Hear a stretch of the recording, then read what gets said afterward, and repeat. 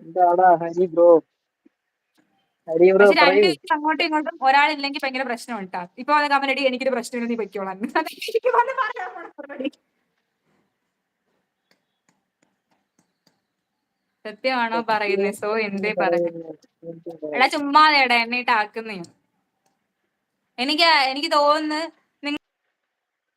മുമ്പത്തെ ഒരു ലൈവിനകത്ത് ചേട്ടൻ പറഞ്ഞിട്ടുണ്ട്. അതായത് ഞാൻ ഇല്ലാത്ത സമയത്ത്, അതായത് ഞാൻ ഉറങ്ങിയതിന് ശേഷം ഇവർ രണ്ടുപേരും മാത്രമായിട്ടുള്ള ഒരു ലൈവിനകത്ത് പറഞ്ഞിട്ടുണ്ട്. എന്താണ് എന്താ ഡിലീറ്റ് ആക്കി? ടൈം ഔട്ട് കൊടുത്തിട്ടുണ്ട്. എന്ത് പറ്റി? ആന്റിയോ പൊക്കാതെ എങ്ങനെ ലൈനായി?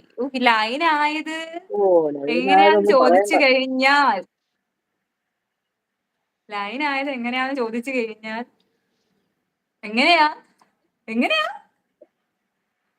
അതെന്നല്ല ചോദിക്കുന്നത്. എങ്ങനെയാ വെറുതെ പറഞ്ഞ കാണാം.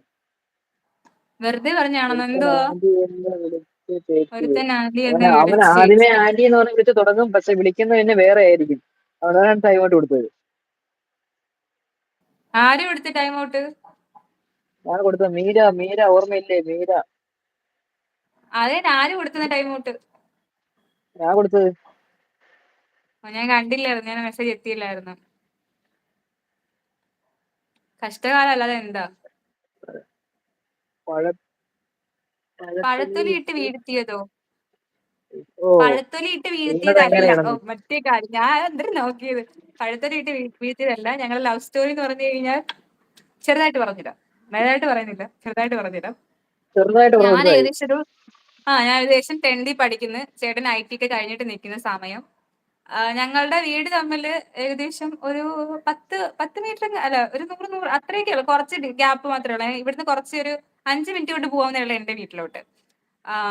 അങ്ങനെ ഇവിടെ ക്ലബുണ്ട്. ക്ലബിന്റെ അടുത്തൂടെയാണ് ഞാൻ പഠിച്ചിട്ട് പോകുന്നത്. പോണ വഴിക്ക് കണ്ട് കണ്ട് കണ്ട് ഇഷ്ടപ്പെട്ടു. എനിക്കല്ല, പുള്ളിക്ക്.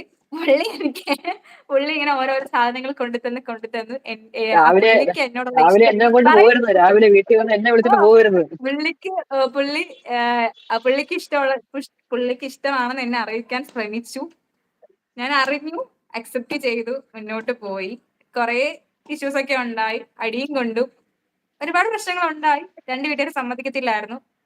എന്തോ ഭാഗ്യം പോലെ ഞങ്ങളുടെ റിലേഷൻ ഒരു മാസം ആയപ്പോ തന്നെ രണ്ട് വീട്ടിലും അറിഞ്ഞു. ഭയങ്കര പ്രശ്നമായിരുന്നു. അവിടുന്ന് കണ്ടിന്യൂ ചെയ്ത് 5 വർഷം കഴിഞ്ഞപ്പോൾ രണ്ട് വീട്ടുകാരും സമ്മതിച്ചു, കല്യാണം കഴിഞ്ഞു. ഞാൻ ഇന്നലെ ചേട്ടന്റെ വീട്ടിൽ ഇരിക്കുന്നു. ഇതാണ് ഞങ്ങളുടെ ലവ് സ്റ്റോറി. PK നിനക്ക് ഇപ്പം നമ്മളെ വേണ്ടല്ലോ. PK ഇപ്പം ആരോടും മിണ്ടാതിരിക്കുകയാണ്. PK കുറച്ച് കഠിനമായ തീരുമാനങ്ങളൊക്കെ എടുത്തിരിക്കുകയാണ് മായാവി.